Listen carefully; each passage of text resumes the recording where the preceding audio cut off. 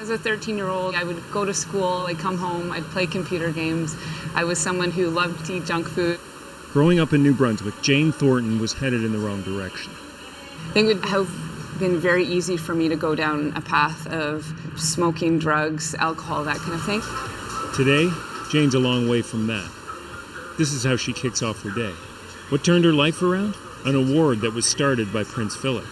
The Duke of Edinburgh Award. So I enrolled in a critical time in my life, and without it, I certainly wouldn't be where I am today. It's essentially launched me on a completely different career path, but also on a path in sport that I wouldn't have imagined. And the Canadians in lane number 2. Jane went all the way to the Olympics and placed 4th in Beijing in 2008.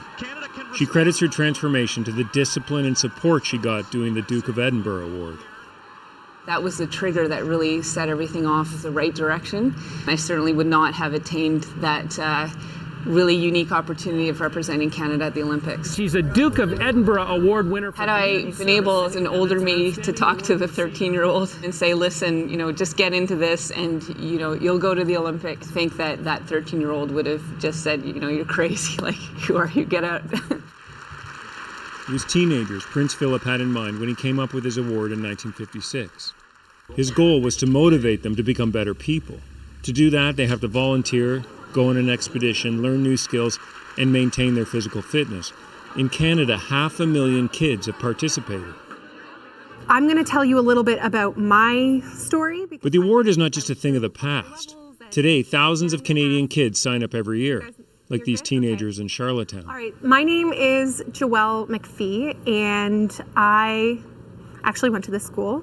And I did the award a long time ago. I was a pretty shy, nerdy kid, and I didn't really do much outside of school and hang out with friends. And Joelle uses her own experience to get the kids interested in the award.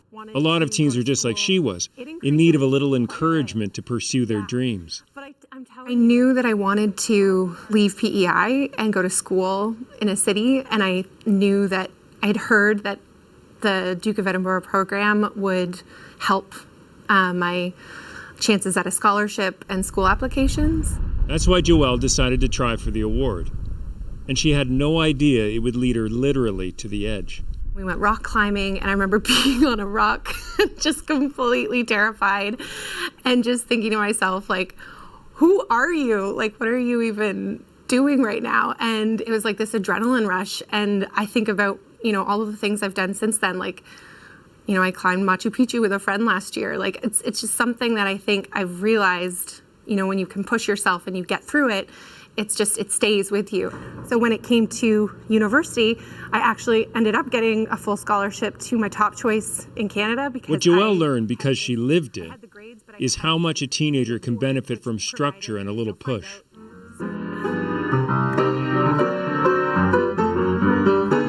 That was Thompson Egbo-Egbo's story. Today, he's an accomplished pianist, but his life wasn't always easy. His parents brought him to Canada as a little kid from Nigeria. For me, the Duke of Edinburgh Award is a very crucial piece in my life.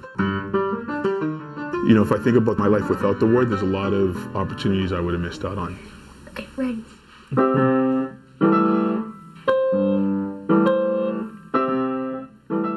Today, Thompson is dedicated to paying it forward.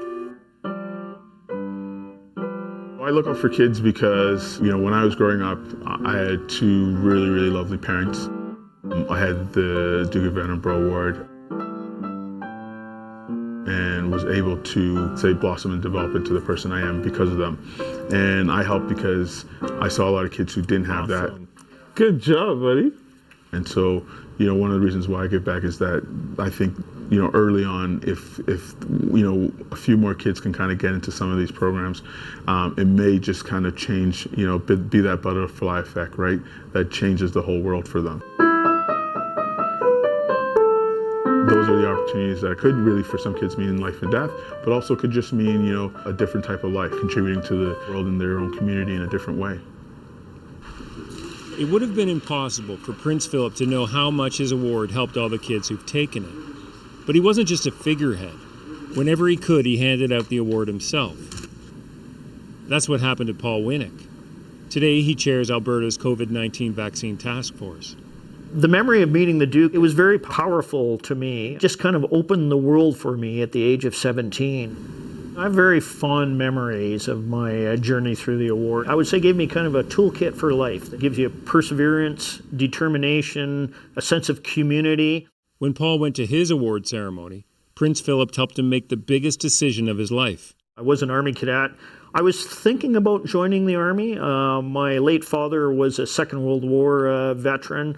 And although I think he wanted me to join the Army, certainly wasn't forcing me to by any means. But I specifically remember receiving the award, and the Duke kind of looked me up and down. He didn't congratulate me. He just said, "Young man, you should join the Army." And I did, and I was fortunate enough to command the Canadian Army 30 years later.